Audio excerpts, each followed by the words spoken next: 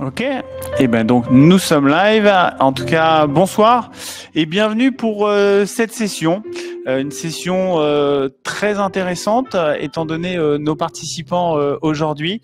Une session qui a un thème complètement dans l'actualité. On n'arrête pas d'en parler. Effectivement, l'IA, c'est le sujet à la mode depuis quelque temps. Mais ça veut dire quoi? Et c'est à ça qu'on va s'intéresser. C'est-à-dire que finalement, l'IA, il y a plein de sujets dedans. On n'arrête pas d'en parler. Encore une fois, là, il y a eu des levées de fonds extraordinaires en plus. Donc, cocorico quand même. Gemini aussi, arrête pas d'en parler. Mais est-ce que c'est une bataille de grands? Est-ce qu'on peut utiliser tout ça? Ou est-ce qu'on peut finalement l'utiliser pour tout le monde? Quels sont les challenges? Tout ça, on va le voir au travers de nos participants. Donc, merci vraiment d'être parmi nous ce soir. On a 4 représentants de très belles sociétés. Je vais vous demander bien évidemment de vous présenter. Ça va être assez simple, une présentation succincte parce qu'il y a plein de choses à dire sur l'IA. Donc du coup, on va essayer de nous garder un peu de temps.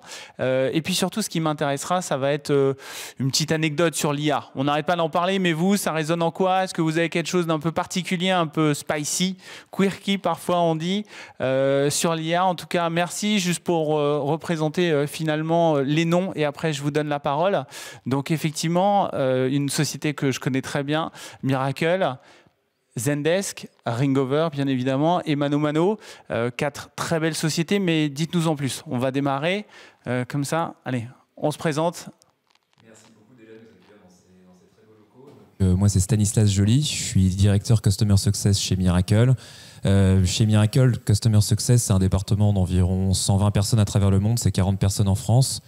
Et c'est des gens qui sont chargés d'interagir avec les dirigeants et les équipes digitales chez nos clients, des clients comme La Redoute, Showroom Privé, Kiabi, et qui ont pour vocation donc d'accompagner dans le déploiement de nos solutions, dans l'enrichissement une fois qu'on est live, c'est-à-dire donc dans l'amélioration de la couverture fonctionnelle, et puis dans l'extension sur l'univers e-commerce parce qu'on propose des solutions de marketplace, de retail média, et vraiment notre mission c'est d'accompagner ces clients pour qu'ils puissent concurrencer les GAFAM. En termes d'anecdotes, un gros challenge, ça. Un gros challenge, oui, avec effectivement donc vraiment une question de survie pour la plupart de ces acteurs. Donc on est très heureux d'être à leur côté sur ces questions-là. Et une anecdote alors? Ouais, voilà, tu demandais de poser une question d'anecdote. Moi, c'est pas du tout dans la sphère professionnelle parce qu'en fait, je pense qu'on a vu beaucoup de cas d'usage dans la sphère professionnelle. J'ai été assez surpris de voir que l'IA pouvait faire de moi un meilleur père. Ah. Dans le cadre de mes vacances, on était coincés dans une maison de location avec mes 2 filles et ma femme. Il pleuvait énormément et mes filles sont un peu des accros du coloriage. Et là, grosse panique, on est à court de coloriage. Et donc, j'ai heureusement une collègue américaine qui me dit « Mais utilise Dolly, ça va te permettre en fait, de générer tous les coloriages que tu veux avec des licornes, des princesses et puis un peu des voitures parce que tu n'as quand même pas envie d'être trop genré dans ton choix de coloriage. » Et là, ça m'a sauvé les 3 jours. On a pu se parler avec ma femme, ce qui est quand même génial. Ah ouais, et donc voilà, donc vraiment le côté sur des cas d'usage très simples où l'IA peut contribuer. Merci, très intéressant. Sophie? Oui, bonjour à tous. Merci effectivement de nous avoir invités pour débattre de l'IA, ce sujet phare surtout en 2023. En tout cas, Sophie Pietremont, donc je suis directrice marketing chez Zendesk dans une zone, on appelle ça Europe du Sud, donc France, Espagne, Italie et Portugal, donc les zones chaudes en fait de l'Europe. Ce qui est assez intéressant, c'est qu'effectivement au niveau du marketing, surtout quand on travaille chez Zendesk, qui est un peu leader du service client, la référence du service client, on accompagne vraiment tout type d'entreprise et justement en étant référence du service client, on est aussi très proche de nos clients, de nos prospects et donc c'est assez intéressant quand on gère au niveau marketing une région, de voir un petit peu les différentes, on va dire, approches au niveau de l'IA dans la relation client. Par exemple, la France, l'Espagne ont une appétence par rapport à l'innovation, donc telle que l'IA-Gen dans la CX, qui est super intéressante. Ils ont vraiment envie de mettre en place des projets de pilote, alors qu'en Italie, ils sont par exemple un petit peu plus frileux, on va dire, par rapport à cette innovation. Mais au contraire, en termes de mise en place, une fois que les Italiens, par exemple, les entreprises italiennes ont considéré l'IA dans la relation client, ils mettent ça en place ultra rapidement. Alors qu'en France et en Espagne, on va prendre un peu plus de temps. On va aussi regarder un petit peu le changement la conduite de changement que ça implique, etc. Donc c'est assez intéressant de voir ça. Et c'est vrai qu'on se doit aussi d'être très proche des enjeux de nos clients et de bien les comprendre pour apporter un marketing beaucoup plus personnalisé par rapport à ça. Du coup, nous, on va pouvoir regarder ce soir justement comment on va faire pour accélérer un peu la tendance, pas que sur Zendesk, mais sur plein d'autres sujets, effectivement. Et alors, l'IA au quotidien ? Eh ben justement, dans mon métier, on regarde aussi beaucoup tout ce qui est marketing personnalisé. Et j'ai une campagne qui m'a agréablement surprise. Alors malheureusement, qui n'a pas lieu en France, mais en Angleterre, Cadbury, vous savez, les chocolats. Ah oui, oui. Les enfants connaissent mieux, mais... Voilà, moi je suis une fan de chocolat.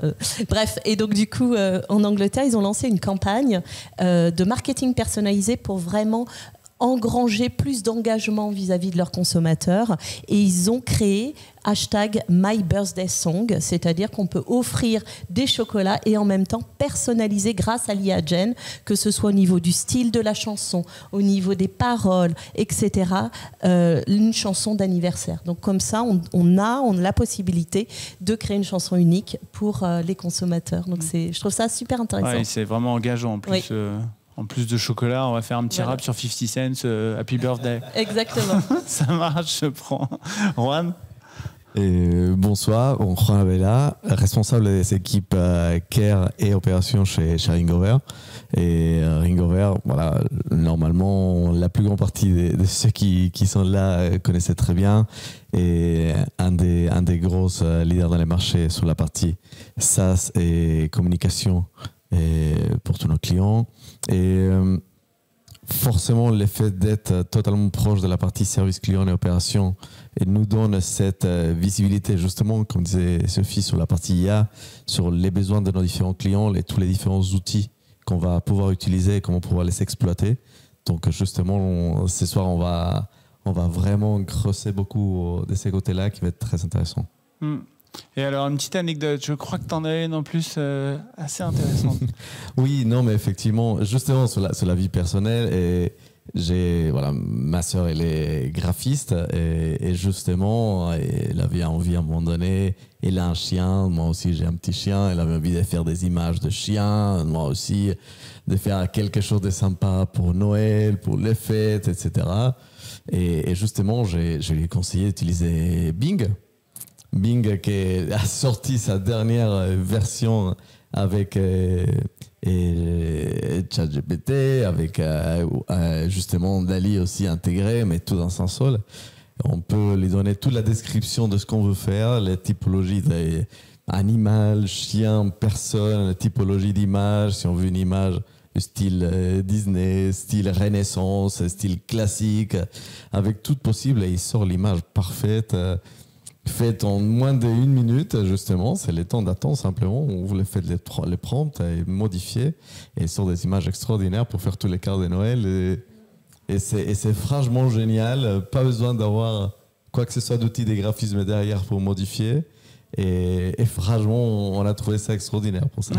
Pour les cartes de Noël, de toute façon, vu que j'ai pas pris la photo avec toute la famille, vous savez, à la cheminée, la classique, on va essayer d'inventer quelque chose cette année pour aller faire. On va faire style Disney Pixar en dessin animé avec à peu près les têtes de tout le monde, et c'est génial, elle le fait très très bien. Ok, je prends l'idée, ça marche, merci. Marc. Bonjour à tous, Marc Bussienne. Moi, j'ai rejoint Mano Mano il y a 3 ans. J'anime un centre de services partagé d'excellence opérationnelle, en fait, pour toutes les fonctions régaliennes du service client et du support marchand, donc du WFM au pilotage des prestataires externes, en passant par le process, qualité, amélioration continue et le partenariat avec les éditeurs. D'accord, donc vraiment le cœur du réacteur, là. En tout cas, oui, pour faciliter la vie des opérations, c'est vraiment les enjeux, et donc l'IA vient clairement rajouter une touche d'amélioration et de facilitation, que ce soit côté client, mais aussi collaborateur. Donc voilà, beaucoup de choses à dire et beaucoup de projets en cours. Sur la partie anecdote, moi j'ai été bluffé par quelque chose que je viens de découvrir cette semaine, qui s'appelle Seamless, qui est une solution qui permet de traduire en temps réel, en quasi temps réel, un message vocal, donc finalement une conversation, en gardant et le ton et le timbre de voix, et j'ai trouvé ça très bluffant. Moi, ça me touche à titre personnel puisque ma belle famille est étrangère et que je parle pas encore la langue couramment, et je trouve que là on a vraiment l'IA dans toute sa splendeur en termes de réactivité et d'utilisation concrète. Donc la fameuse oreillette où en fait ça va entendre, nous retranscrire directement, on va bientôt y aller, quoi. En l'occurrence là oui, et puis là en l'occurrence c'est clairement skipper presque des métiers, parce que là on est vraiment sur la mise en concurrence des interprètes. Mais je trouve que le fait d'avoir un gain de temps et une qualité, pas uniquement de restitution, mais également de tout ce qu'on peut retrouver de purement humain, que ce soit sur le ton et sur la voix, m'a bluffé. Ouais. Oui, c'est la tonalité, et ça fait écho à un des sujets d'ailleurs qu'on voulait aborder au tout départ. C'est-à-dire que souvent on parle dans l'IA, dans la relation client, très fort en termes de productivité, pas de souci, et on va bien évidemment l'aborder. Mais pour démarrer, finalement, on va se permettre de prendre le contre-pied de ça. Il y a un exemple très très fort, c'est cela que tu nous as amené en disant souvent on oppose productivité et créativité. L'IA, on l'imagine dans la productivité, et pourtant tu as un use case très intéressant qui est finalement plutôt lié à la créativité. Si tu peux nous en dire plus. Oui, donc c'est exactement ça. Nous, chez Miracle, on est assez convaincus que l'IA, ça va être une révolution qui va se piloter, mais qui ne va pas se brider. On vit un peu sous la hantise des entreprises qui ont voulu brider l'utilisation d'Internet, des réseaux sociaux, et qui ont mis beaucoup de temps à rattraper leur retard. Et donc l'approche pour laquelle on a opté, c'était vraiment de donner accès au moins pendant 3 mois gratuitement à tous les employés à un abonnement ChatGPT 4. Oui, tout le monde. Okay. Tout le monde du plus junior au plus senior de la boîte. Okay. Et l'idée, c'est l'intelligence collective va nous permettre de rassembler des cas d'usage très concrets avec évidemment comme étoile du berger, un peu comme guide, le fait de vouloir maximiser le volume d'affaires de nos clients, mais de laisser une entière liberté aux gens de trouver des cas d'usage très concrets et de les ramener donc au collectif. Donc on va utiliser l'intelligence collective, fulloscopie. Exactement. Exactement. Et ça, c'est très puissant parce que quand on est en début de carrière et que le patron de la boîte vous dit c'est toi qui vas nous donner les clés de cette nouvelle révolution, ce changement civilisationnel comme on peut l'évoquer, eh bien ça donne confiance et puis c'est quand même hyper engageant, quoi. Donc ça, c'est vraiment quelque chose qui a très bien fonctionné. On a pu générer 1000 cas d'usage aujourd'hui, pas tous ultra pertinents, mais nous, côté Customer Success, on en a au moins une centaine. On a pu tester ça entre nous, on a pu échanger, on a pu se dire, très bien, ça, je l'ai utilisé pour tel client, quel impact ça a eu, moi, je l'ai utilisé dans tel contexte pour améliorer ma productivité ou simplement pour apporter encore plus de valeur à nos clients. Et ça a été très très puissant. On a vraiment eu un degré d'engagement qui a été très très fort. Ouais, comme tu dis, et tout en gardant finalement ce fil conducteur. D'ailleurs, tu l'as prononcé toi-même. C'est-à-dire que même si vous avez donné ça, ça reste dans cet aspect de productivité quand même, d'améliorer cette expérience client. D'ailleurs, on va y revenir. Et dans cette notion de productivité finalement, et tu le mentionnais Sophie, la grande référence effectivement sur le marché, c'est Zendesk. Dans cette relation client, l'IA, c'est quoi? On enlève tout le monde. La productivité, c'est quoi? Qu'est-ce qu'il y a derrière finalement ce grand terme de productivité? Alors, justement, ce qu'il faut aussi comprendre, c'est qu'il n'y a pas d'IA sans données. Et donc, ça fait plus de 15 ans que Zendesk travaille dans le marché de l'expérience client, de la relation client-service client, indépendamment du mot qu'on utilise, du terme qu'on utilise. Et donc, on a réussi à construire le plus grand jeu de données de la relation client là-dessus. Et cette base de connaissances, justement, elle est utilisée. Au départ, on parlait d'automatisation. Ensuite, on a parlé d'intelligence artificielle. Et à un moment donné, là, en 2023, on parle d'IA Gen dans la relation client. Donc, qu'est-ce que ça permet ? Trois, on va dire, points importants. Effectivement, une meilleure productivité des agents. Donc ça veut dire quoi? Ça veut dire que sur leur plateforme, ils vont être capables justement d'avoir des résumés de conversations. Vous savez, c'est une plateforme omnicanale chez Zendesk, donc on utilise différents canaux. Et donc du coup, au lieu d'avoir à passer, à regarder l'ensemble des canaux, les types de conversations, qui arrivent de partout. Voilà. Donc là, il y a vraiment un résumé en 2-3 phrases. On a l'essentiel de la conversation. Donc en termes de productivité pour le conseiller, ça c'est super, super important et très bluffant. En tout cas, c'est ce que nous disent nos clients à ce niveau-là. Par exemple, chez un client qui est une plateforme en fait de streaming de musique, il nous disait que c'était à peu près 200 heures de travail gagné. Ok, donc là on est vraiment au cœur.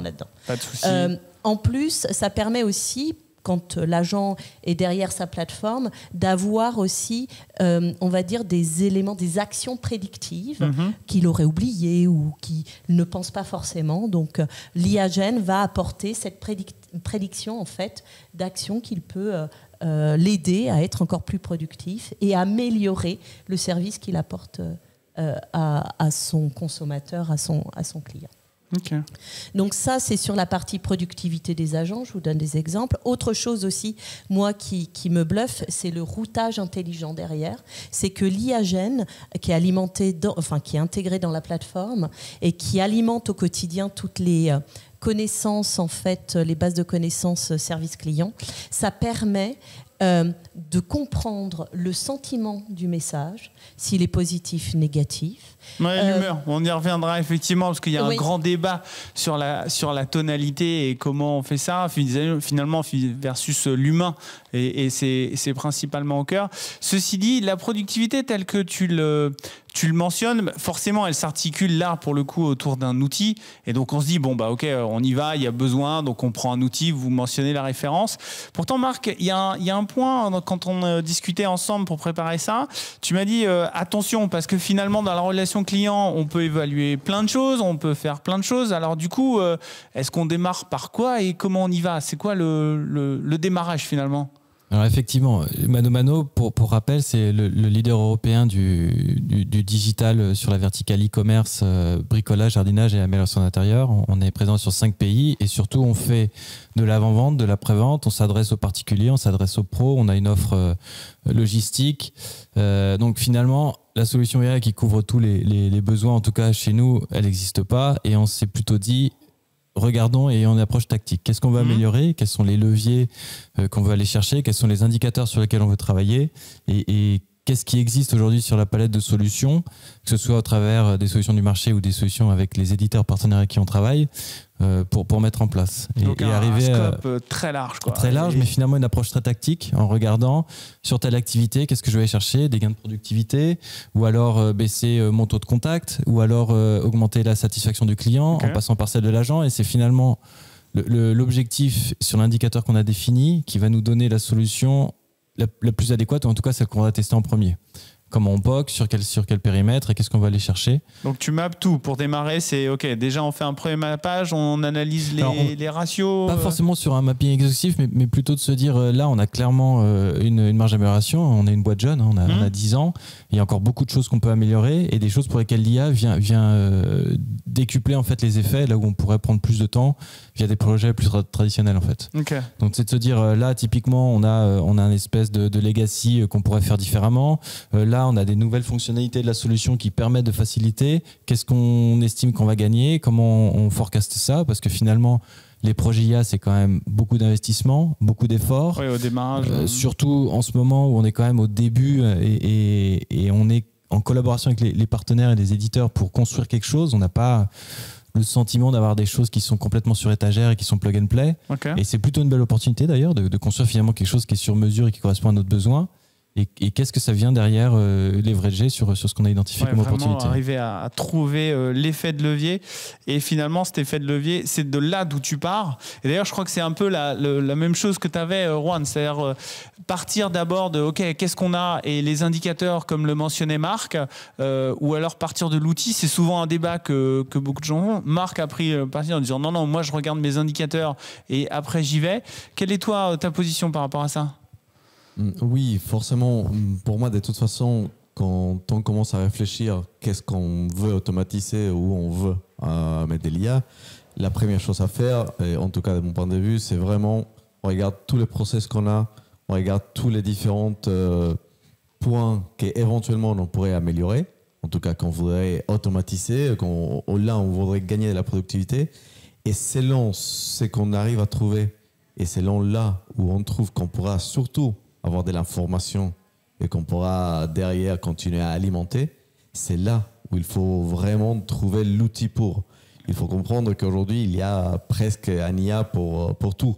Donc justement, si on part parfois de l'outil et après de comment on les met en place chez nous, parfois on risque de se tromper, simplement de s'orienter vers quelque chose qu'on n'avait pas forcément besoin d'automatiser. Je vais m'arrêter sur ce point-là parce que finalement vous êtes plutôt raccord tous les deux en disant les éditeurs, alors vous avez de la chance quand même de dire ok, la référence, donc ça fait énormément, vous avez des données, pas de souci, mais on est sollicité finalement tous les jours, tout le temps, en permanence pour ok, voilà le dernier outil, la dernière chose, et finalement la conclusion c'est oui, ok, on arrive à trouver des outils pour complètement tout, pas de débat, et donc finalement finalement, on part d'une analyse d'abord. C'est OK, on va mapper, on va regarder, on va vraiment s'intéresser à l'indicateur clé.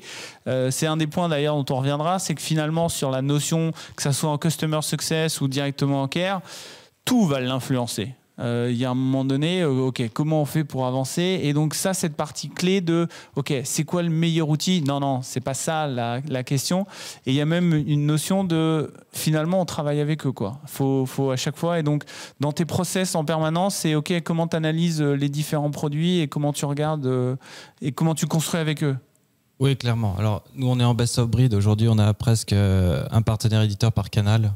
Et avec chacun qui propose beaucoup de fonctionnalités, beaucoup de nouveautés, voire des choses qui n'étaient pas forcément nouvelles mais qui ont un deuxième élan. Et l'idée, c'est de tester des choses donc encore une fois sur des use cases identifiés, des opportunités, mais d'essayer de prendre du recul et d'avoir quand même une expérience homogène, que ce soit pour le client comme pour l'agent. C'est-à-dire qu'à la fin, on veut éviter une usine à gaz, on veut éviter évidemment un cumul de solutions et de bonnes idées. On veut répondre à des besoins simples, à des indicateurs assez identifiés, assez classiques finalement à améliorer. Et comment, à fonctionnalité équivalente entre plusieurs partenaires, parce que c'est le choix qu'on a fait aujourd'hui dans notre écosystème, on peut arriver à garder, alors que ce soit sur le ton ou sur la fonctionnalité, une expérience homogène. C'est-à-dire que, pour résumer la conversation qui se fait sur la voix dans une solution et qui se fait sur Zendesk sur la partie mail, est-ce que derrière, côté agent, j'ai le même ressenti et j'ai à peu près la même restitution et la même qualité Oui, parce que du coup, c'est d'ailleurs le point que tu mentionnais quelques phrases auparavant, c'est la qualité de l'expérience client. Il ne faut jamais l'oublier. Finalement, tout ça, on le fait pour améliorer l'expérience client. Alors, on peut parler de créativité, de productivité, mais à la fin, ça revient à l'expérience client. Je me souviens d'il y a quelques années, on commençait à voir apparaître les chatbots, on les a tous un peu testés, et on a tous été « Ah, je veux parler à quelqu'un, je commence à en avoir marre, là, votre truc comprend rien ». On en est où par rapport à ça? J'imagine que Zendesk, vous avez pas mal de données. Il y a toujours une réticence ou ça y est, de toute façon, ça a explosé? On en est où? Oui, au mois de septembre, on a sorti un rapport sur justement la vue des consommateurs par rapport à l'IA. Okay. D'accord. Et donc du coup, effectivement, aujourd'hui, en 2023, on a vu l'IA générative est partout. D'ailleurs, qui sait qui ne l'a pas utilisé côté perso, mais également côté professionnel, qui ne l'a pas déjà testé ou mis en place dans une de ces entreprises. Enfin, vraiment, il y a énormément d'appétence pour l'utilisation de l'IA. Ça y est, c'est pris, quoi. Tout le monde y va. Et donc, du coup, les consommateurs les attentes vont être de plus en plus élevées aussi.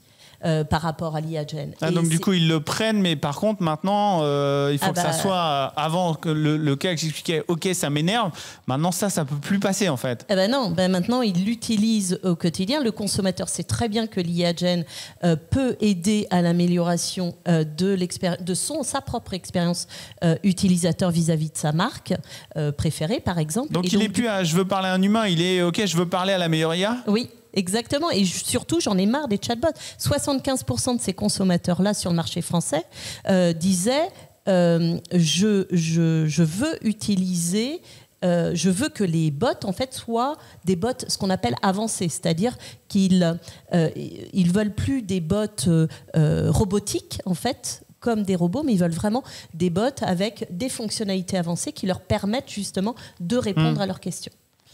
Et de l'autre côté aussi, il y a 82% en fait des consommateurs qui nous disent qu'ils savent que l'IA Gen dans les bots vont permettre aux entreprises d'avoir une meilleure expérience utilisateur. Donc moins de réticence, vraiment ils sont prêts à y aller, ils savent qu'il y a quelque chose, ils savent que simplement, et comme ils peuvent le tester dans leur vie personnelle, maintenant ils veulent que quelque chose fonctionne quoi. Exactement. Ils sont prêts à avoir une meilleure qualité et d'ailleurs ça fait écho à ce que tu mentionnais finalement juste avant, c'est-à-dire que autant on a parlé dans un premier temps d'améliorer finalement la vie de l'agent en termes de productivité, maintenant on voit que le consommateur finalement lui-même attend cette qualité sans forcément parler à un humain. D'ailleurs très intéressant ce que tu dis. Le pourcentage est très élevé. Alors, il y aura toujours les irréductibles, heureusement. Les irréductibles gaulois, quand même, ça nous caractérise. Mais ils sont prêts à le prendre. Mais par contre, il faut que ça marche des deux côtés. Et ça fait écho à un des points que tu mentionnais. Il y a je me souviens du terme que tu as utilisé. Le terme est très fort. Tu parlais de symétrie des attentions. Effectivement, je suis persuadé que... Alors, c'est aussi un parti pris, une conviction personnelle. L'IA exposée directement au client, c'est quelque part une prise de risque. Parce qu'aujourd'hui, c'est la marque qu'on expose directement et puis la personne ou le représentant de cette marque. Et je pense que autant les consommateurs sont prêts, autant ils vont être très exigeants. Parce qu'ils savent le potentiel ou en tout cas ils ont des grosses attentes. Là, il y a besoin on entend tous la même chose. On entend en tant que professionnel, mais on entend également en tant que client final. Et forcément, le niveau d'exigence va augmenter. Les bots, que ce soit des chatbots ou des voice bots, sont pour moi une expérience inachevée. Peut-être que certainement que l'IA va donner un second souffle.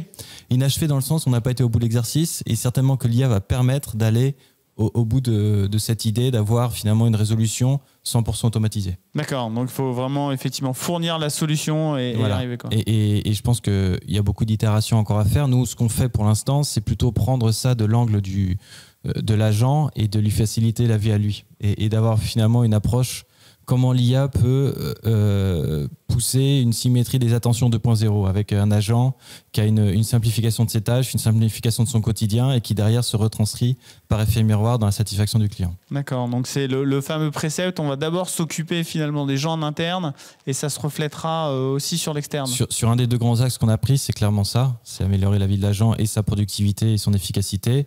Le deuxième, c'est du customer facing, mais plutôt sur la partie self-care. Donc, que ce soit du bot ou du messaging, en tout cas, c'est d'arriver à donner les moyens aux clients d'avoir une résolution simple, efficace et fluide avec l'ensemble des données à disposition, mais sans être dans la génération LLM, sans être dans la création de contenu, plutôt de la récitation tactique, appropriée et customisée du contenu. Ouais, où est ma commande aujourd'hui, c'est la plus grosse partie des contacts qu'on reçoit.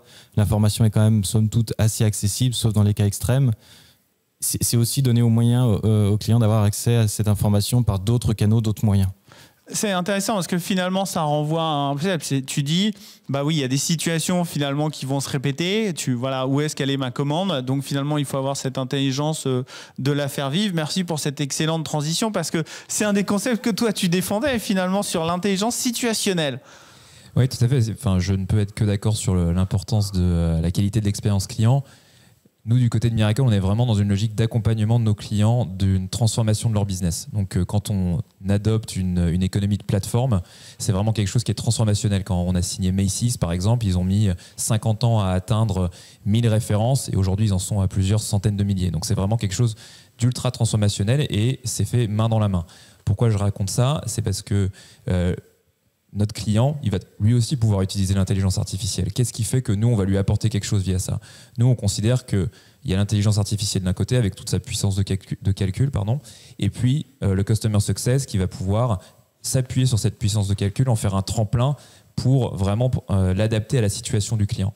Donc nous, on l'utilise énormément pour, quand on interagit avec des dirigeants, préparer ses meetings, digérer des rapports d'industrie, des rapports financiers, pour vraiment ensuite se focaliser sur ce qui fait qu'on va pouvoir conduire le changement dans ces entreprises-là. Okay. Par ailleurs, on peut les aider sur l'accélération de choses qui sont standardisables. Donc typiquement en projet, on a des clients qui nous demandent est-ce que vous avez des modèles de RFP pour aller chercher des solutions de paiement. Bon bah ça, plutôt que d'avoir un Google Drive quelque part où personne ne sait où aller les récupérer, on peut utiliser l'intelligence artificielle pour récupérer ce qui se fait de mieux à un instant T. Et ça, c'est vraiment des choses qui permettent à la fois de se focaliser, à la fois d'augmenter la productivité, mais aussi de se focaliser sur ce qui compte vraiment, c'est-à-dire l'humain in fine. Ça fait partie des 1000 cas qui sont sortis finalement dans cet usage. Exactement. Ouais. Donc ça, il y a eu cela, et puis il y en aura d'autres. Hein, et donc à chaque nouveau client, on trouvera un nouveau cas d'usage. Ok. Par contre, justement, tu mentionnes que, il va y avoir plein de cas d'usage. Finalement, vous allez utiliser l'ensemble de ces outils pour aller chercher et y répondre. Mais tout ça, ça a un petit problème. C'est que finalement, vous allez devoir stocker toute votre donnée quelque part. Et donc, il y a un des sujets fondamentaux, finalement, qui va sortir. C'est OK, mais la protection là-dedans, comment on va la gérer? Donc, très bonne question. On se la pose aussi beaucoup. On se la pose sous deux angles. Un, la sécurité et puis la conformité. D'un point de vue sécurité, nous, on a choisi d'isoler les serveurs par lesquels on passe, donc des serveurs Azure. Donc, tout ce qu'on met dans ChatGPT et donc l'intelligence artificielle ne vient pas nourrir un modèle général. Donc, l'idée, c'est vraiment, on protège... C'est isolé. C'est isolé et on protège vraiment toute l'intelligence qu'on a mis des années à mettre en place. Donc, ça, c'est indispensable. Ensuite, il y a la dimension... Compliqué à mettre en place, ça ou... Non, je pense que les entreprises comme Microsoft ont vraiment pris le pli assez rapidement. Elles ont compris que dans leur offre de cloud, elles avaient vraiment intérêt à isoler les différentes parties pour éviter que justement tout le monde vienne mélanger ces données et qu'in fine, on vienne noyer le côté différenciant. Okay. Donc pas si compliqué que ça, même si potentiellement coûteux. Ensuite, il y a le sujet de la conformité, parce qu'on cherche non seulement à protéger la confidentialité de nos données et de ce qu'on a créé nous, mais aussi des données de nos clients et des clients de nos clients. Et donc ça, pour ça, on a vraiment mis en place un cadre organisationnel. On a quelqu'un qui est en charge des affaires publiques, qui est vraiment en interaction régulière avec les pouvoirs publics pour se tenir au courant de comment l'intelligence artificielle va être régulée. On a eu un exemple récemment, mais aussi d'influer sur les décisions pour bien faire en sorte qu'on puisse continuer à innover dans un cadre bien régulé. Ah, ça, on peut faire cocorico. Ça y est, l'Europe s'est dotée de la première législation au monde sur les IA. Là, c'est sorti hier, je crois, hier ou avant-hier. Donc voilà. Alors après, c'est cette personne-là qui justement va aller regarder en disant ok, qu'est-ce qu'on peut faire avec tout ça maintenant. Exactement. Quoi. Et aujourd'hui, je pense que cette personne, elle est d'accord sur certains aspects de cette régulation, elle est moins d'accord sur d'autres. Heureusement, on est humain. Et voilà, exactement. Et donc du coup, l'idée, c'est vraiment d'être dans une itération perpétuelle et de continuer à influencer les prises de décision pour que l'innovation n'en pâtisse pas.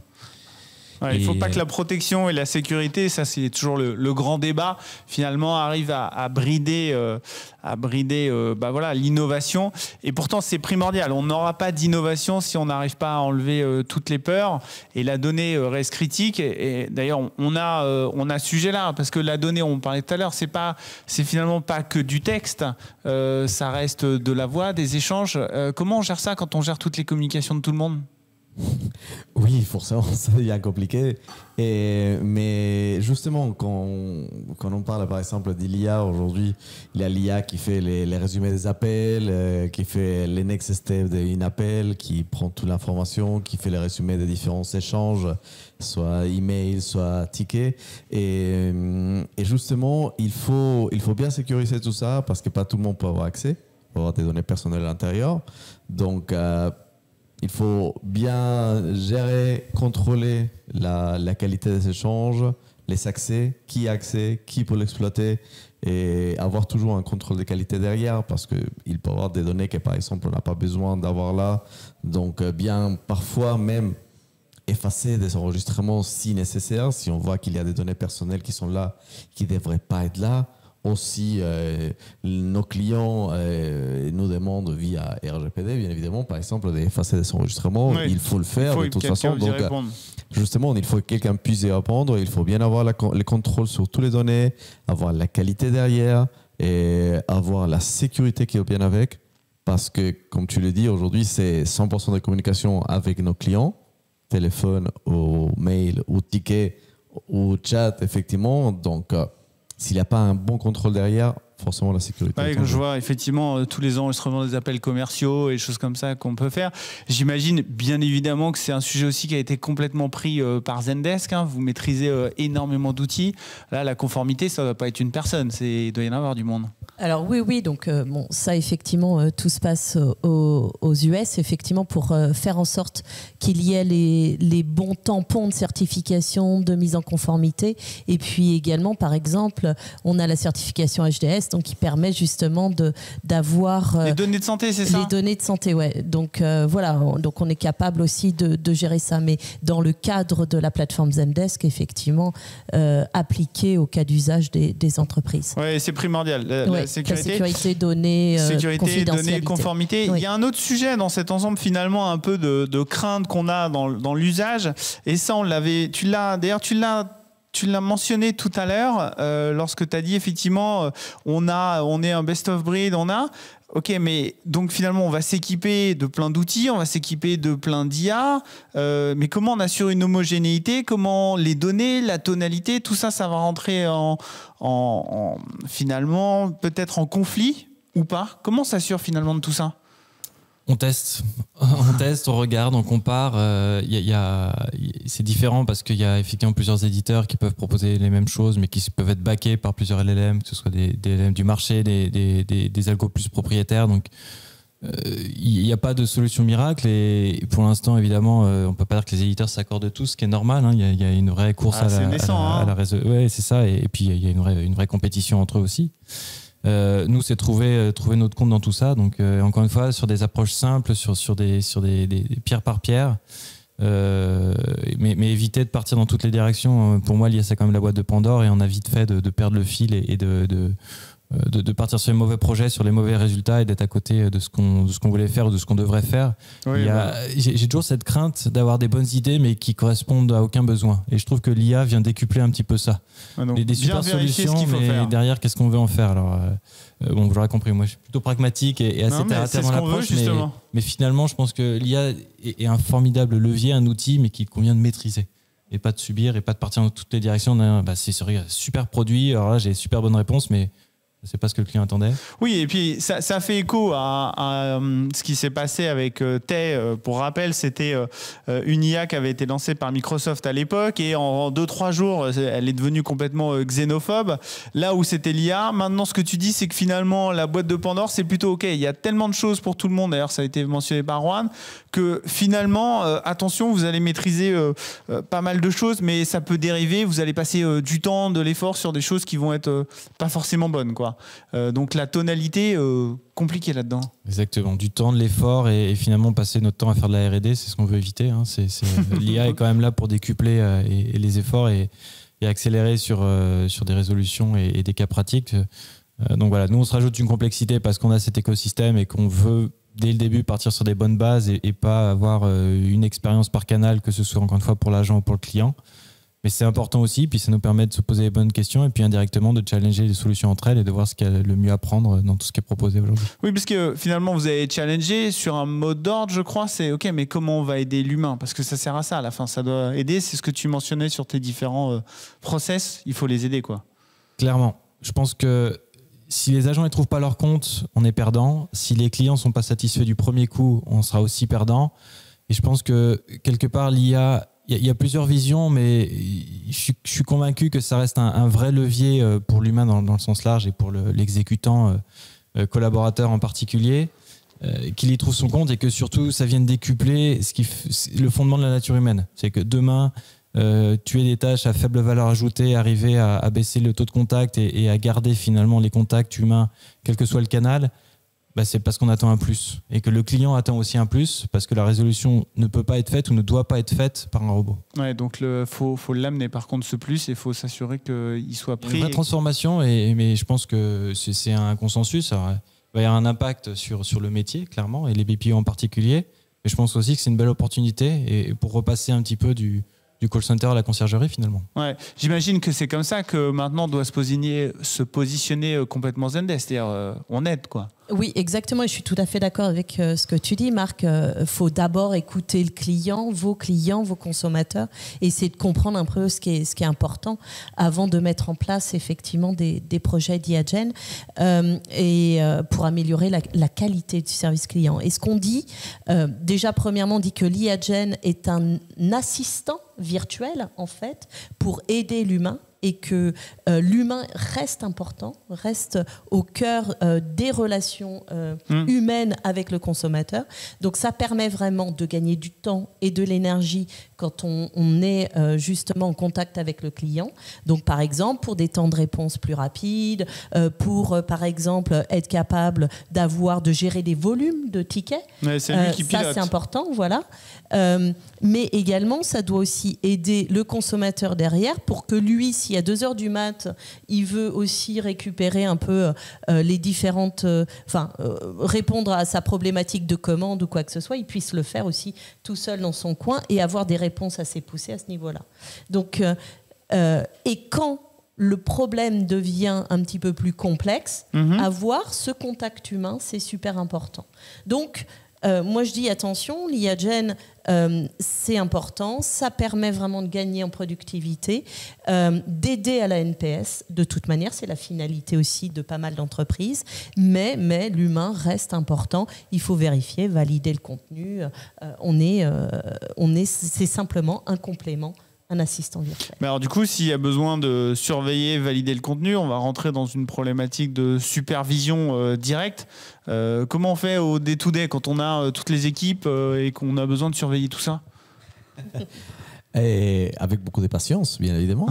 Et non, mais bien évidemment, comme je le disais tout à l'heure, une équipe, en tout cas, nous, on a pris les paris d'avoir une équipe qualité qui va contrôler tous les différents échanges qui sont faits, par exemple, par l'IA, par l'agent, par l'utilisation. Parce que, justement, il faut le contrôler, il faut le superviser. On ne peut pas le laisser tout seul. Et ça continue à être une intelligence artificielle de machine learning. Il va apprendre de ce qu'on est en train de faire. Donc, il faut lui dire quand c'est pas bon, quand les réponses qu'il envoie ne sont pas bonnes, il faut bien lui dire pour que la prochaine fois, il ne va pas suggérer la même chose s'il est erroné. Donc, une supervision, c'est obligatoire pour toute cette typologie des réponses. Et ça marche, je vais reprendre le point pour toi, Marc, parce qu'effectivement, tu dis, bah voilà, Best of Breed, nous, on en a pris plein et on essaye vraiment d'améliorer. Ils sont tous sur le même modèle, c'est-à-dire qu'il faut vraiment superviser à chaque fois, surveiller, ou il y en a où on se dit, bon, c'est arrivé à un tel niveau? Non, il n'y a pas d'effort de supervision à partir du moment où on est en run, mais on est quand même encore au début des projets, donc c'est un peu tôt pour se prononcer, mais il y a quand même un effort clairement de setup, de préparation, d'accompagnement du modèle, de calibrage, de définition finalement des questions typiques qui vont être ciblées. Okay. Donc, il y a un gros travail préparatoire et une supervision de démarrage qui est d'ailleurs partagée entre le client et l'éditeur. Tout le monde trouve son compte, mais tout le monde participe. Tout le monde dit, ok, on sait qu'on est au départ, on y va doucement, voilà, c'est ça. On est en mode un peu POC, à partir proof du of moment concept. où, si demain il faudra staffer et que je recrute des IA experts pour faire tourner les modèles, non, là ça veut dire qu'il y aura un souci quelque part et qu'on n'aura pas réussi. Donc on va chercher la simplicité. Ouais. C'est le but, oui. Ouais, parce que sinon, effectivement, ouais. Et pourtant, à l'inverse, mais comment on fait quand c'est pas des outils ou un process qu'on a regardé, c'est plutôt, ok, prenez ChatGPT, amusez-vous. Et du coup, comment on va le faire adopter, comment on va le surveiller?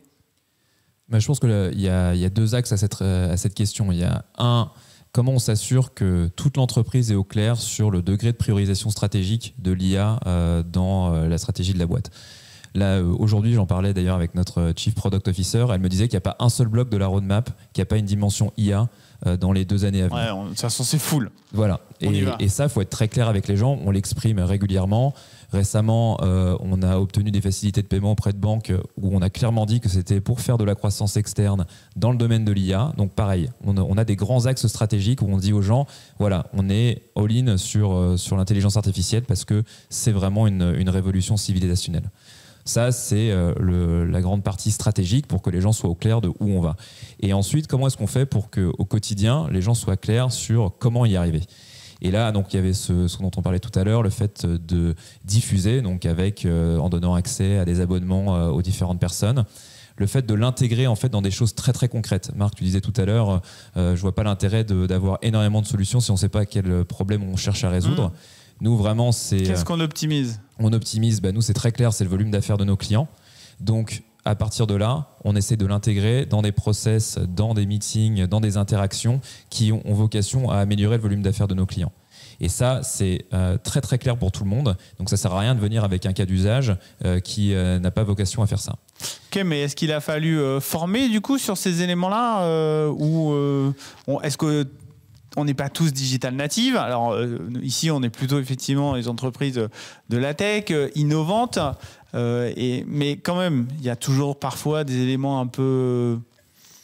Oui, alors donc déjà, il y a quand même une grande puissance de l'intelligence collective. Quand tu donnes accès à tout le monde, ton voisin qui lui a tenté un cas d'usage que toi t'as pas tenté, eh bien vous allez pouvoir apprendre l'un de l'autre. Donc ça déjà, on ne croit pas forcément en une formation parce qu'in fine, on est quand même au début d'une révolution. Il n'y a pas beaucoup de best practice. Donc l'idée, c'est vraiment comment est-ce qu'on se nourrit de ce que chacun fait. Et on a donc vraiment des référentiels de tous ces cas d'usage et on essaye de poser des questions. On organise des réunions régulièrement pour partager ça et vraiment expliquer quelle était la démarche. Et surtout, toujours avec cette clé de lecture, quel a été l'impact à la fois en interne et pour le client. Oui, parce que là, finalement, vous êtes sur un système ouvert. Donc, c'est les best practices, comment on les fait popper, j'imagine, avec des réunions très régulières. Vous voyez tous les combien pour discuter de ça? Alors, on est aussi dans la lutte contre la réunionnite, donc on se fixe pas des points forcément très très réguliers. Le mal du siècle. Voilà, exactement. En revanche, on essaie de vraiment valoriser ce que les gens font dans les grandes instances, donc les fameuses keynotes que toute entreprise de la tech qui se respecte a. C'est là qu'on met en avant, notamment via des compétitions, les gens qui sont venus avec des cas d'usage très impactants. Et via ça, en fait, on est capable d'avoir des échanges, on est capable de voir ce qui se fait, et puis après, rien ne nous empêche d'interagir avec les collègues qui ont été mis en avant au cours de ces instances pour mieux comprendre, affiner, et puis ensuite mettre en pratique. Ouais, là au moins on a un élément, et effectivement dans un système ouvert, on va dire, en tout cas qui s'évolue comme tel, allez-y, on pousse et on regarde. J'imagine parfaitement qu'il y a besoin finalement de ces échanges. C'est pareil quand on est sur des produits finalement plus ciblés. Là il y a un produit, c'est très clair. Toi par exemple, Juan, je sais que tu es un utilisateur. Ok, quand on a un outil, un process, ok, mais comment on les forme? Là pour le coup c'est très clair, c'est pas ouvert, on est en train de changer quelque chose. On a analysé, comme le disait Marc, ce qu'on cherche à faire finalement, à améliorer, mais je dirais même à surperformer. Mais derrière, il faut les emmener, les équipes. Comment tu les formes? Oui, totalement. Ce qui est le plus important, c'est que les équipes, ils accompagnent les projets. Donc d'abord, il faut être super transparent avec eux. Ça, c'est une évidence. Et surtout, il faut qu'ils comprennent bien que l'idée, c'est d'améliorer leur quotidien. C'est pas de les fliquer ou de les remplacer ou quoi que ce soit, mais vraiment d'améliorer leur quotidien. Il faut qu'ils arrivent à bien comprendre comment ils pourront se défaire des choses fastidieuses parfois, comme un résumé d'une conversation, une reformulation de certaines phrases ou des choses tellement basiques qui leur prennent du temps et qui va améliorer le quotidien. Ça va leur donner beaucoup plus de productivité. Et une fois qu'eux, ils auront adopté le fait que l'IA n'est pas là pour le remplacer ou le fliquer, mais vraiment pour les aider et que ça les aide au quotidien, l'adoption elle est beaucoup plus simple. Elle est beaucoup plus simple et bien évidemment, il faut qu'ils soient toujours accompagnés d'une formation de l'outil et de comment mieux l'utiliser, comment bien l'exploiter, comme tout nouvel outil qui arrive dans la société. Oui, c'est ce qu'on le voit. Nous, typiquement, on l'a mis en place on a été obligé de... Pas obligé, non, c'est pas le bon terme d'ailleurs, vrai de ça, mais dès qu'on a un nouvel outil, un nouvel usage, il faut accompagner nos clients, il faut leur dire, OK, à quoi va servir l'IA? Donc, on met en place tout un tas de webinaires. Tu mentionnais effectivement, dès qu'on a des résumés. Ça doit être aussi un des freins que vous rencontrez finalement chez Zendesk, le déploiement. OK, ça a beau faire 15 ans, mais sauf que là, il y a des nouvelles choses qui arrivent, mais comment on les fait adopter?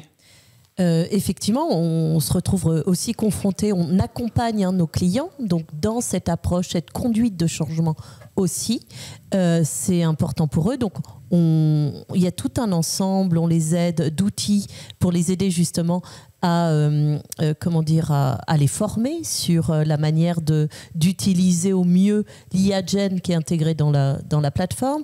Aujourd'hui, c'est vrai qu'il y a beaucoup d'entreprises qui font des tests, des phases de pilotage en fait de la solution dans leur entreprise, et donc du coup dans ces moments-là, effectivement on leur montre un petit peu les bonnes pratiques des uns et des autres pour que ça soit déployé de manière plus efficace, on va dire, et que tous les individus, les employés, les agents puissent l'utiliser à bon escient aussi. Et c'est quoi? Ça va être un parcours de formation individualisé ou ça va être, OK, on va former les managers et eux vont diffuser les messages? Ça prend quelle forme? Alors, ça dépend de la culture de l'entreprise. Donc ça, on le travaille avec les entreprises, justement. On a des équipes Customer Success, justement, qui sont là aussi pour travailler avec eux, et également des équipes de services professionnels qui sont là pour aider les clients après, justement, la vente, pour pouvoir les aider à accompagner tous leurs employés, que ce soit le manager, que ce soit aussi le comité de direction. Ça dépend aussi à quel niveau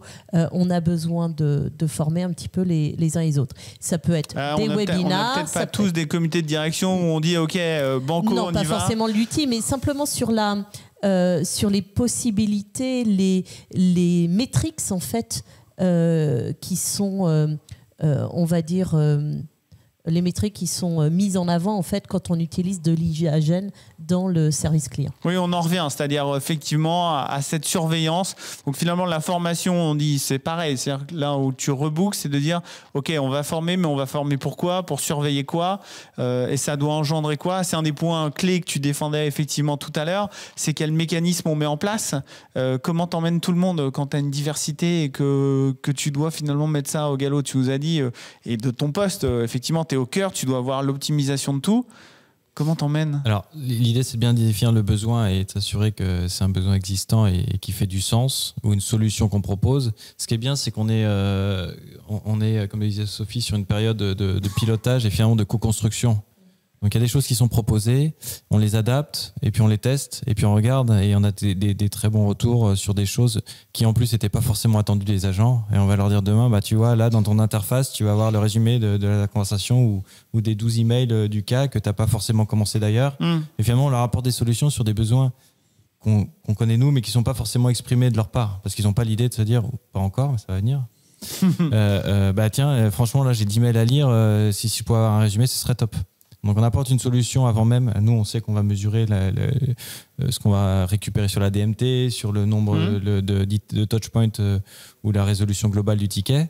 Mais on sait aussi que l'agent s'y retrouve et qu'on a bien compris son quotidien et qu'on a proposé des solutions pour l'aider. Ouais, on va reboucler sur la symétrie des attentions. C'est de toute façon... Complètement. Alors, agent augmenté, je suis pas fan, mais agent allégé, voire agent décuplé avec cette notion de revenir à ce qui fait même l'essence et d'arriver à dire progressivement, bah, tu vois, tout ce qu'on te demandait de faire sur des process bien ficelés pour une exécution à répétition, bah ça, ce sera moins chez toi parce qu'on a réussi à l'automatiser. Et par contre, là, tu auras plus de liberté pour être plus autonome avec tout le cadre qu'il faudra mettre, mais pour une résolution plus tactique, plus ciblée et sur des cas plus complexes. Et ça se fait en groupe, ça se fait individuellement, ça se fait pousser par le manager, ça se fait... Alors il y a les deux.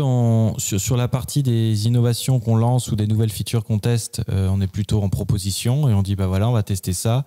Dites-nous ce que vous en pensez, quel est le feedback. On demande beaucoup de feedback aux agents, internes et externes.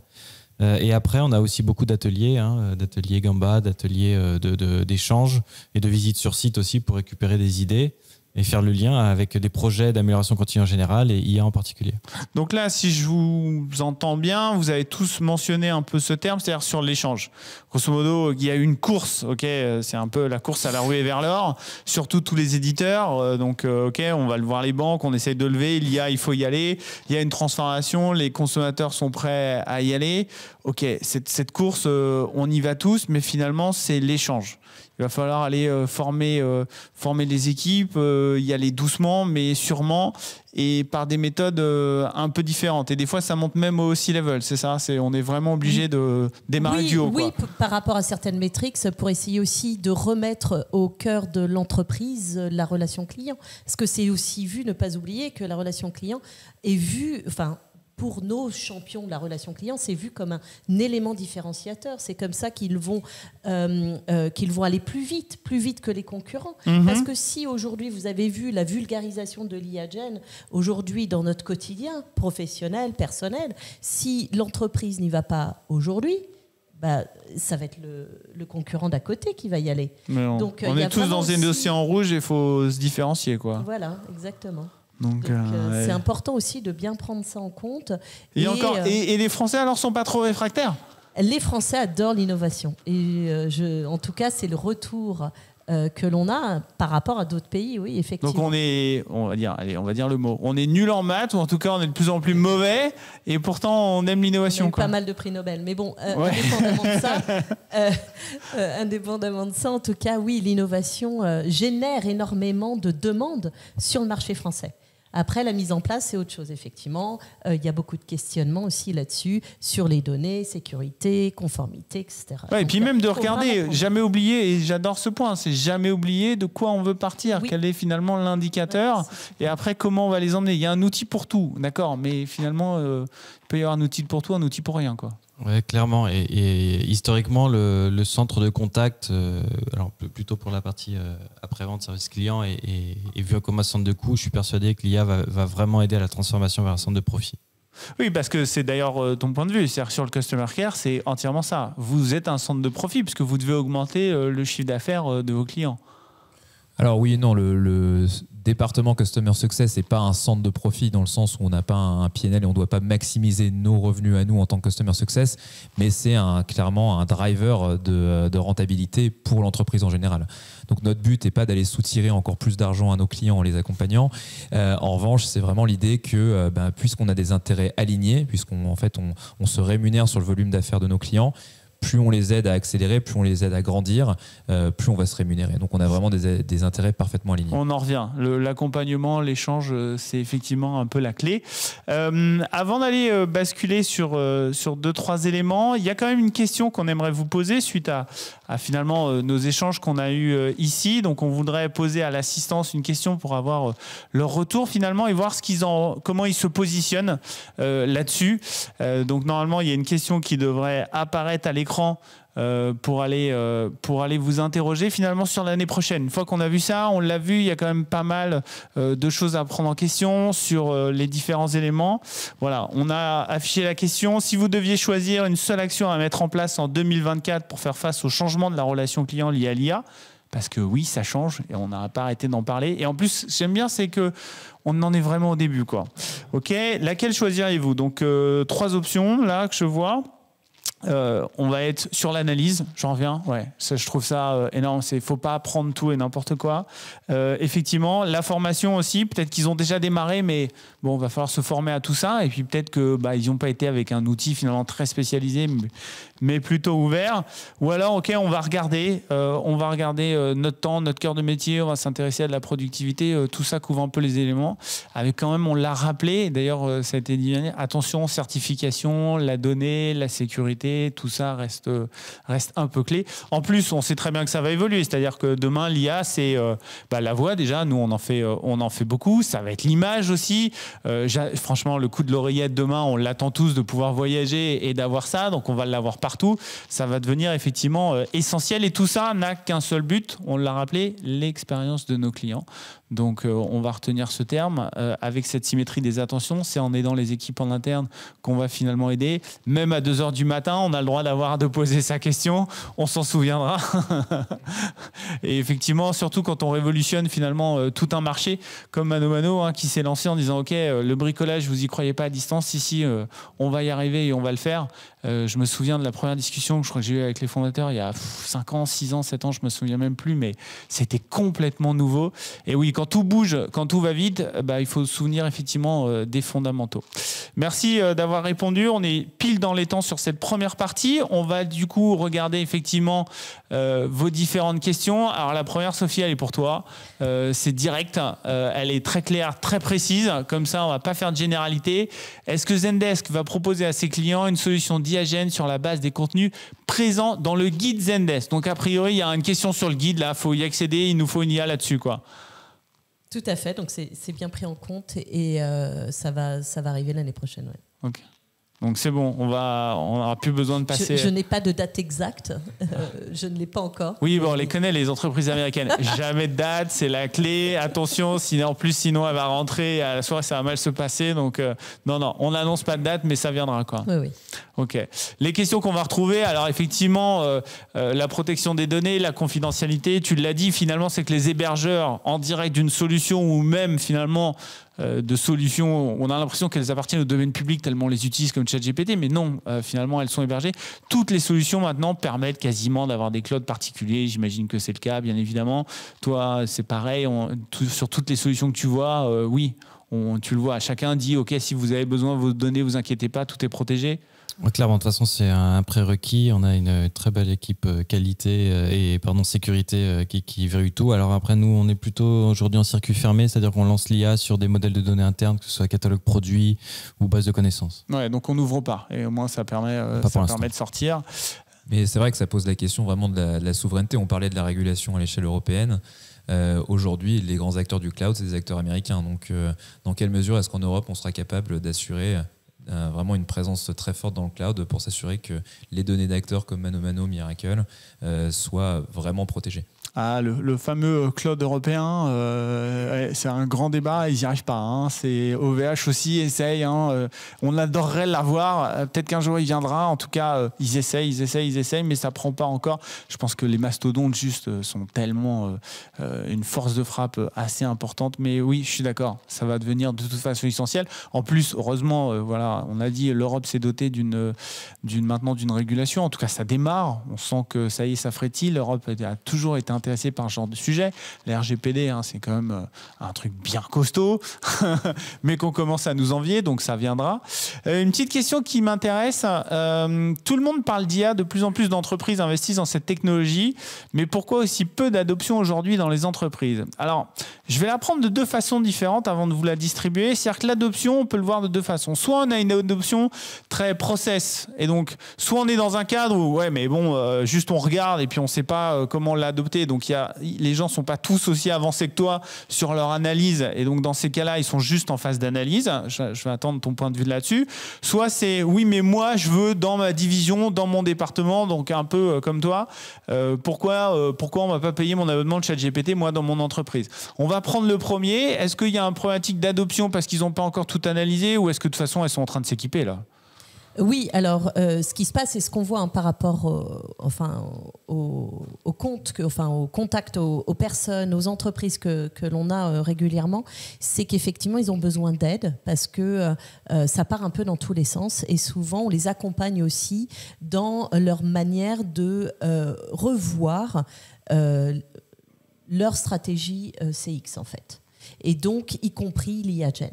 Okay. Donc, ils ont besoin d'aide parce qu'à un moment donné, effectivement, ils entendent parler de pas mal de projets. Ils savent pas trop comment utiliser l'IA-Gen pour telle ou telle problématique. Donc, on revient à l'écoute du client, à leurs problématiques, à leurs enjeux propres, et par rapport à l'enjeu, à ce qu'ils veulent mettre en place, on essaye un petit peu de les aider, de les accompagner, de mettre en place des POC pour justement voir ce que ça pourrait donner dans leur entreprise. Il faut que ça infuse. Donc oui, il faut réfléchir aussi et ne pas oublier que l'IA-Gen vient avec les données. Plus on a de données, plus l'IA-Gen est pertinente. Oui. Ça, il ne faut pas oublier.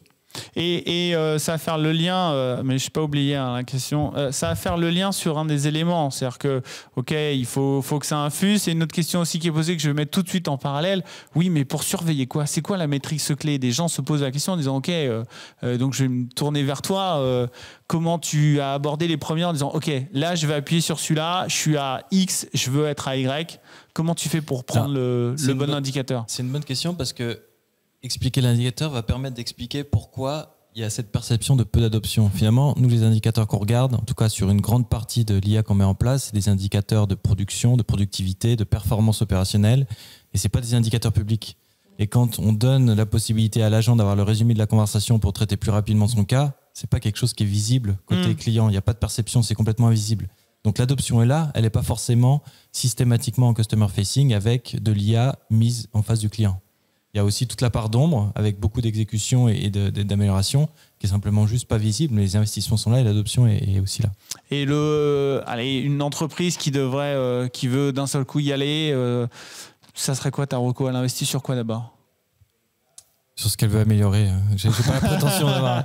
C'est clairement se poser la question. On est sur un investissement. Faut pas l'oublier. Il y a des coûts, il y a des coûts de setup, il y a des coûts d'appropriation, il y a des risques.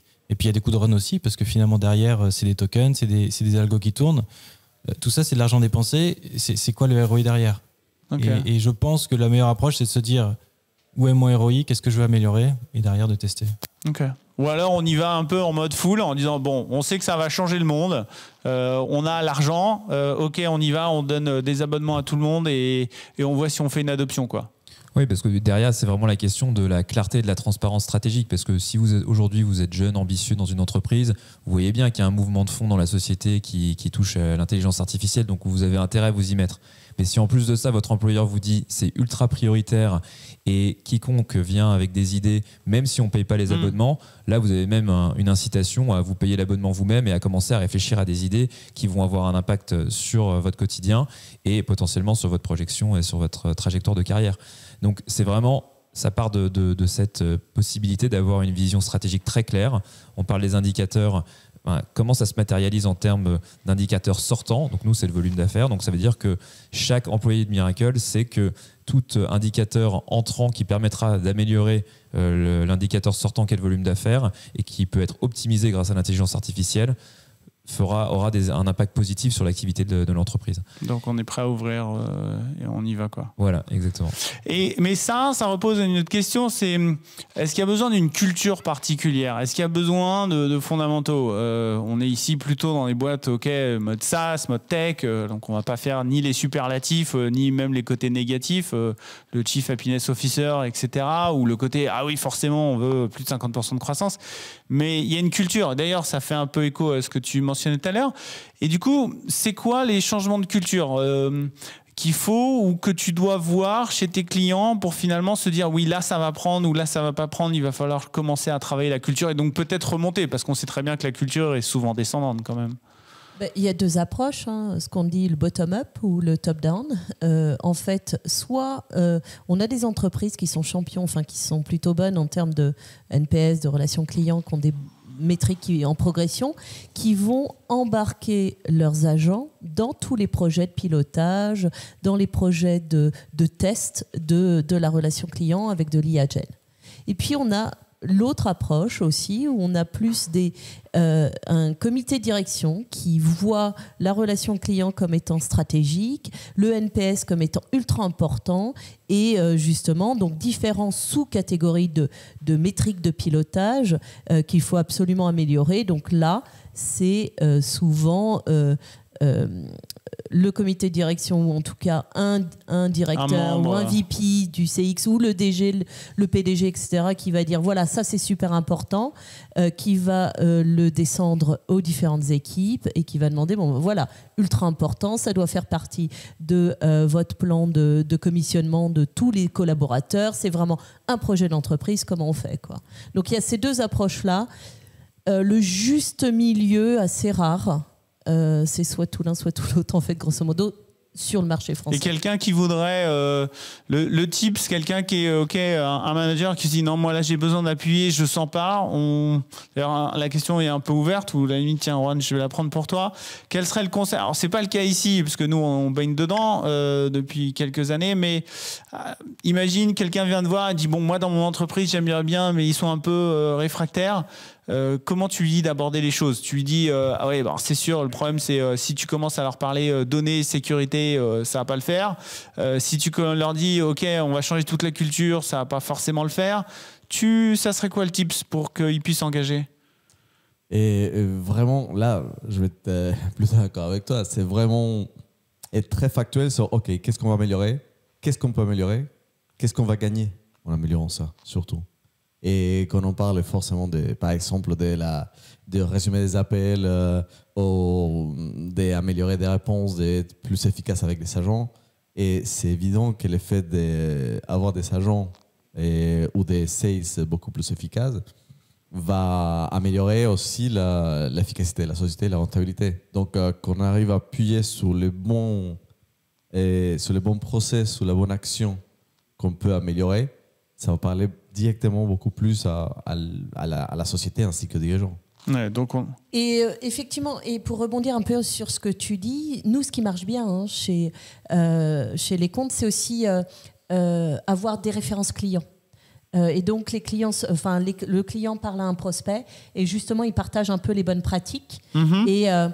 Et ça peut aussi aider à débloquer certains points pour aider le manager justement à convaincre son comité de direction, comme quoi, effectivement, l'IA-Gen dans la relation client est quelque chose d'important. Ouais. Mais c'est vrai que c'est pas simple. Il y a ça, et puis il y a aussi ce qu'on appelle des calculateurs de ROI qui peuvent être aussi utilisés pour l'aider à trouver les bons moyens pour convaincre son comité de direction. Mais il faut toujours avoir aussi, on va dire, un influenceur, enfin en tout cas, quelqu'un qui... Il faut le chevalier blanc, voilà. de toute façon. C'est assez important. Oui, et je pense qu'il y a, en tout cas, l'influenceur le plus important, c'est clairement le client.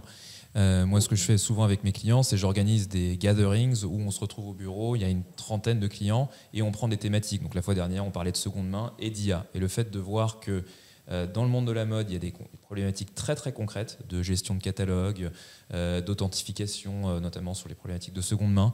Eh bien, ça permet vraiment de convaincre les plus récalcitrants parce qu'on voit qu'il y a une opportunité business derrière, on voit qu'on va résoudre un problème. Et c'est en ça qu'on peut vraiment convaincre les gens. C'est quel est le problème très concret et pas trop à long terme qu'on peut résoudre grâce à la mise en place de l'intelligence artificielle. Et quand vous mentionnez intelligence artificielle, il y a quand même tout au long de cet échange plutôt, alors c'est normal, c'est à la mode, mais l'IA-gène, quoi. C'est-à-dire celle qui va générer du contenu. Vu votre expérience dans les différents process ou entreprises, une question qui est d'ailleurs revenue, c'est OK, est-ce qu'il y a d'autres types d'IA? Est-ce que je dois regarder autre chose ou est-ce qu'on parle que d'IA-gène? Qui prend? Marc? Ouais, je veux bien commencer. Alors, j'en ai pas parlé, mais on fait aussi de l'IA-Gen en test sur des activités plutôt avant-vente. L'IA, c'est vrai qu'il faut faire le tri. Il y a l'IA-Gen qui est vraiment sur la génération de contenu et il y a l'IA plus classique qui est vraiment sur l'optimisation de la data. Et encore une fois, chaque cas d'usage a sa solution et plugger l'IA-Gen pour aider à la résolution de ticketing côté agent, pour moi, c'est un risque. C'est un peu lui donner des mauvais outils pour perdre le fil. Inversement, là, pour le coup, le mettre en face du client directement pour ses problématiques et répondre le mieux à son besoin par rapport à son projet de déco ou par rapport à ses besoins d'outillage, oui, il y a une vraie valeur ajoutée. Donc, il faut arriver à faire le tri et revenir aux bases, quoi. C'est comme mon projet, c'est comme mon indicateur, c'est quoi la solution que je veux tester. Toujours. On en revient. Et en plus, l'IA, il faut se rappeler, enfin, je veux dire, il y a 3 ans, on ne parlait pas d'IA-Gen, on parlait d'indice de corrélation. C'est-à-dire que c'est ça où il fallait obtenir. C'est à la fin, vous avez tout un jeu de données et vous disiez « Ah, mais regardez, en fait, ces 2 trucs-là sont liés. » Donc, du coup, c'est comme ça que vous allez augmenter. Oui, alors la grande nouveauté, c'est l'IA-Gen, avec ChatGPT qui a vraiment vulgarisé tout ça. Donc, un gros boost à ce niveau-là.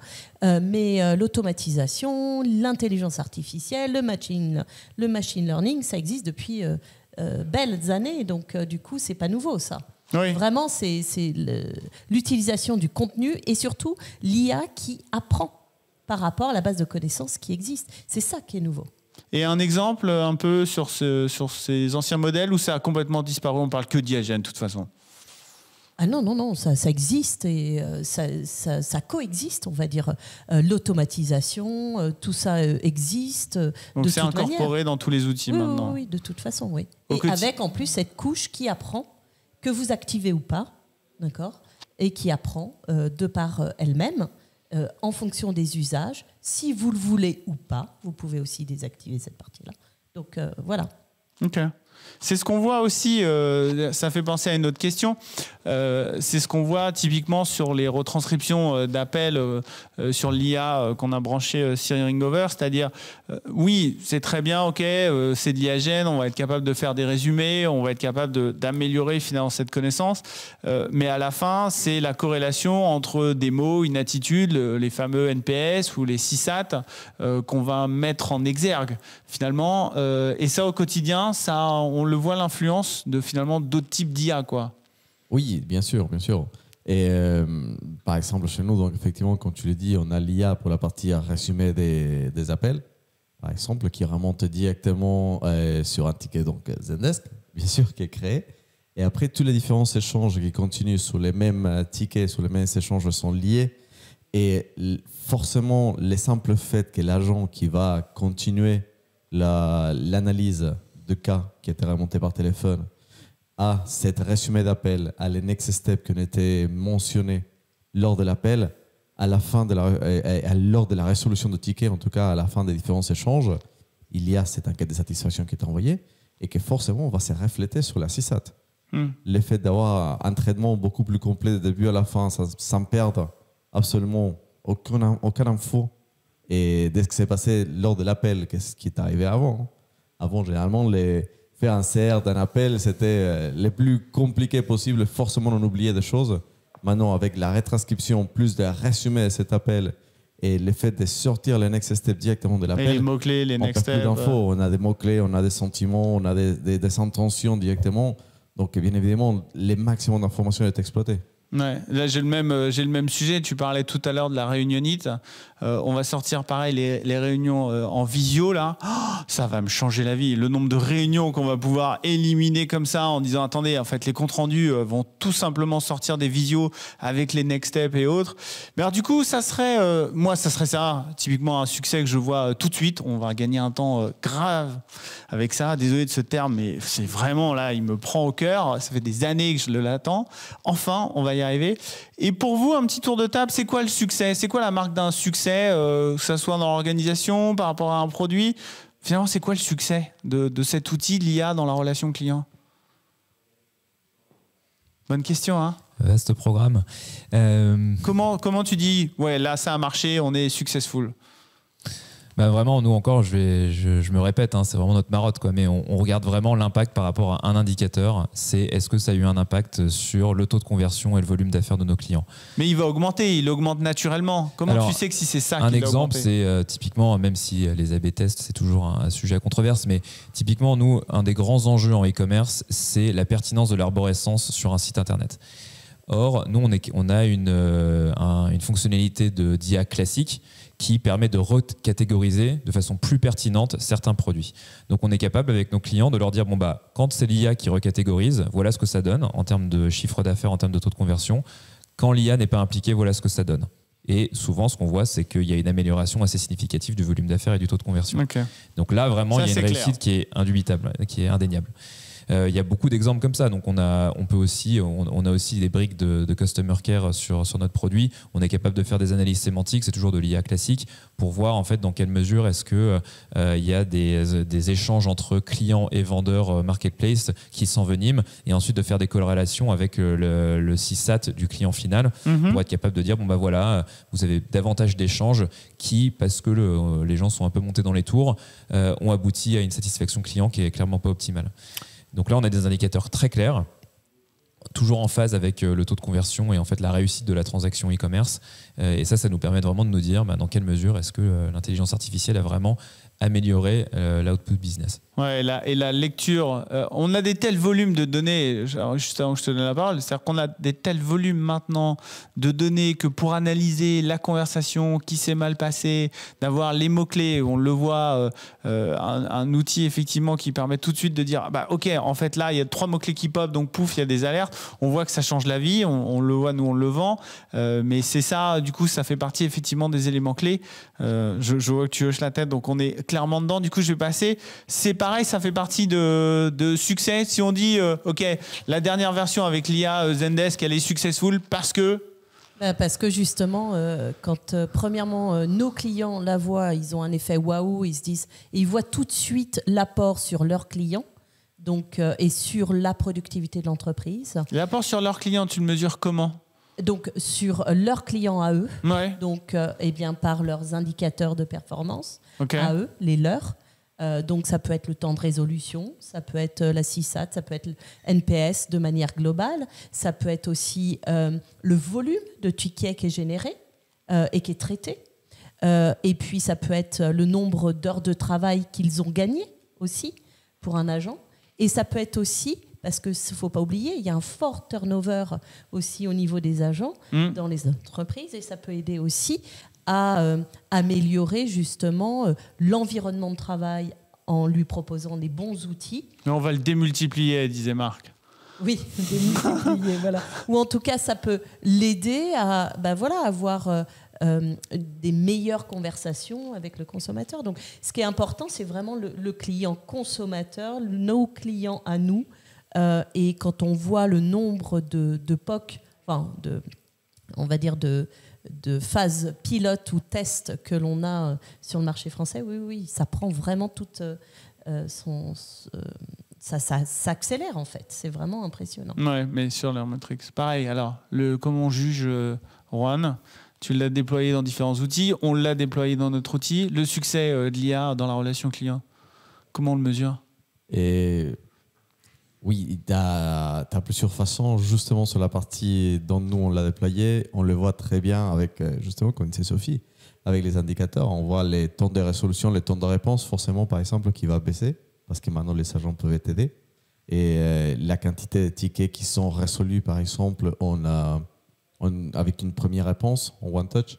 Quand il y a moins d'échanges parfois avec des clients, c'est soit parce que l'agent a pu trouver la réponse beaucoup plus facilement, soit parce que, par exemple, dans les articles recommandés directement dans l'accusé de réception et aux clients qui ont été générés via aussi des machine learning, justement, les clients aussi ont trouvé sa réponse de la même façon. Donc, on va voir que tous les différents temps de résolution et de productivité vont s'améliorer. Les temps des réponses, les temps des résolutions, et l'assistat forcément va s'améliorer, les pourcentages des tickets one-shot. Et donc oui, non, mais ça c'est sûr que ça se voit très très vite. Donc finalement, on reprend l'expression de Marc, on l'a allégé, on l'a démultiplié. Alors Marc, si je vais remonter d'un cran au sein d'une organisation, ou en tout cas d'un département qui regarde plusieurs produits, plusieurs process, ça va être quoi? Comment tu vas juger, toi, le succès de l'IA? Ce qu'on va regarder, in fine, ça va être des indicateurs de qualité, CSAT, NPS, mais parce que je sais que toutes les initiatives qui utilisent l'IA qu'on va mettre en place vont être sur des indicateurs beaucoup plus quanti, des indicateurs d'amélioration de productivité, d'amélioration de performance opérationnelle. Okay. Et donc, du coup, l'idée, si le travail est bien fait, c'est d'être bon sur les deux côtés, quali et quanti. Je sais que j'améliore d'un côté ma perf opérationnelle et que derrière, le client et le marchand, parce qu'évidemment, on est une marketplace, sont satisfaits, et donc c'est coup double. Ok, donc effectivement, et merci, vous avez précisé différents métriques. On a passé en revue, pas l'ensemble, les petites questions très techniques. Je pense qu'on va laisser de côté. Il peut y avoir après une approche, et de toute façon, vous êtes tous disponibles sur LinkedIn, et je vous en remercie. On a eu des échanges très très riches. Je veux bien, juste pour voir finalement afficher le questionnaire, ce que ça a donné, qu'est-ce que vous faites l'année prochaine en 2024. On va voir ce qu'il en arrive à sortir. On est 58%, donc au moins il y a ces poum très très clair. Ok, on va rester effectivement, et d'ailleurs c'est marrant parce que vous l'avez dit, au départ on a démarré par la créativité et exprès je le voulais, et puis finalement on en revient, quoi. C'est ok, il faut gagner du temps, on va se focaliser sur notre cœur de métier, on va l'alléger. J'aime beaucoup cette expression. Effectivement, on va alléger l'agent, la relation client, et à 58%, ils nous suivent tous là-dessus. Pas de débat. En tout cas, merci de vos interventions. Ça a été très très riche. Le replay, bien sûr, sera disponible pour tous ceux qui sont inscrits, avec très grand plaisir. On l'a vu, ça couvre de nombreux domaines. Finalement, tu nous as permis de l'ouvrir en disant « Attendez, mais qu'est-ce qu'on va regarder ?» On peut l'ouvrir à plein de domaines différents pour faire popper de la créativité. On peut être ultra précis pour aller gagner effectivement en productivité, pour aller l'organiser dans ses équipes, effectivement, comment on va accompagner ce changement. Et ça en est qu'au début. J'aime beaucoup cette idée de dire ok, ça s'est emballé, mais finalement on le co-construit à l'heure actuelle. Tu le mentionnais, on est sur des POC, on essaye de faire émerger des choses. Bien sûr, il y a on le voit même au quotidien ou même dans nos produits. Bah oui, on fait vraiment les indicateurs, on va les faire progresser, on va les faire évoluer. On en est qu'au tout début. Bon, bah on s'annonce une belle année 2024, quoi. Donc on se revoit et puis on se dit dans un an, ouais, sympa, on a fait progresser tout ça. En tout cas, merci de nous avoir accompagnés là-dessus. Merci encore à vous. Vraiment, c'était top. Stanislas, Sophie, Juan, Marc, merci beaucoup d'être parmi nous. Et puis merci à vous. N'hésitez pas, contactez-nous par tous les moyens que vous avez. On sera là de toute façon, et je suis sûr que les intervenants de ce soir aussi seront ravis de vous répondre. Au plaisir et merci.